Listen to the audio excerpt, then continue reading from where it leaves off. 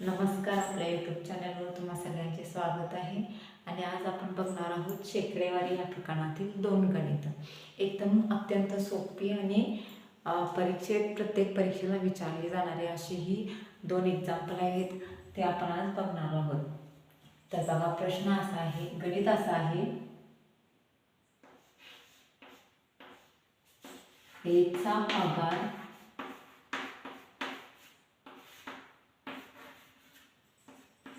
बी पेक्षा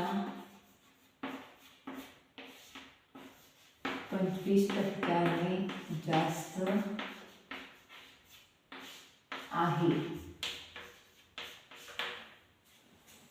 तर बीचा पगार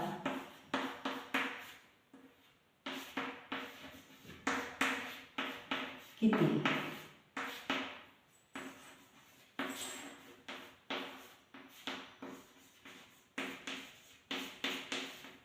बीचा पगार किती कमी आहे. तर बघा, आपलं गणित काय आहे, एचा पगार हा बी पेक्षा 25% जास्त आहे, तर बीचा पगार ए पेक्षा किती टक्क्याने कमी आहे.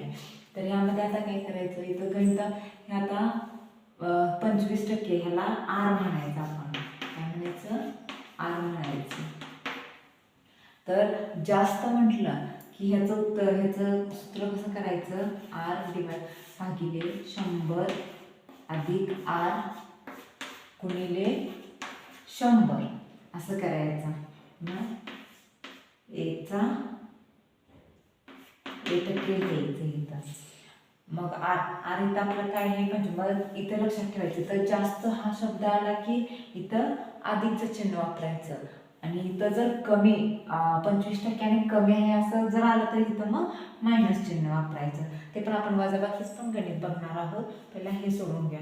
तर मग आता याचं कसं येणार, आर किती आहे आपला 25 भागिले 100 अधिक 25 गुणिले 100 हे किती झालं, 25 125 गुणिले 100 बरोबर किती झालं, 25 5 सव्वाशे आणि 5 गुणिले 10 म्हणजे किती आलं, 20%.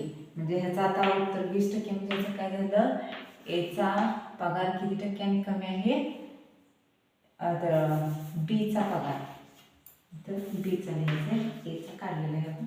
बीचा पगार किती टक्क्यांनी कमी आहे, बीचा पगार 20% कमी आहे. तर बघा, असं अत्यंत सोपं असं हे गणित आहे. तर आता बघा, इथं आता हेच गणित, फक्त आपण आता हे करून घेऊया. इथं आता जास्त आहे, जास्त हे शब्द आहे, इथं आता आपण कमी करायचं. फक्त इथं काय करायचं, कमी करायचं. हे गणित कसं होणार, एचा पगार बी पेक्षा 25% कमी आहे, तर बीचा पगार किती जास्त आहे असं होणार आहे. मग आता इथं काय होणार, आर 25%च येणार, फक्त इथं मायनस करायचं चिन्ह. इथं मायनस केलं की इथं वजाबाकी होणार, 100 वजा 25 होणार. मग इथं काय येणार, हे तेवढं इथून बदलणार.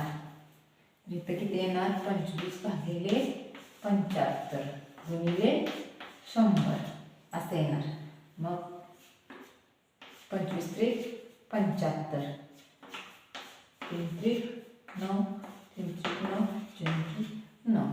हे किती कमी येणार, हे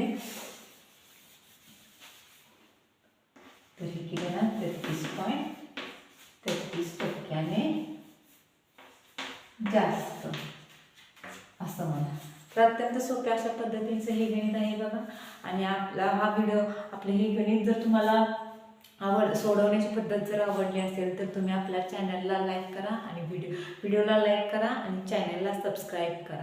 आणि नवनवीन व्हिडिओसाठी तुम्ही आम्हाला कमेंटमध्ये पाठवू शकता की तुम्हाला हा व्हिडिओ कसा वाटला आणि तुम्हाला कोणत्या विषयावर व्हिडिओ पाहिजे आहे. आणि आपल्या चॅनलला सबस्क्राईब करायला विसरू नका. तोपर्यंत धन्यवाद.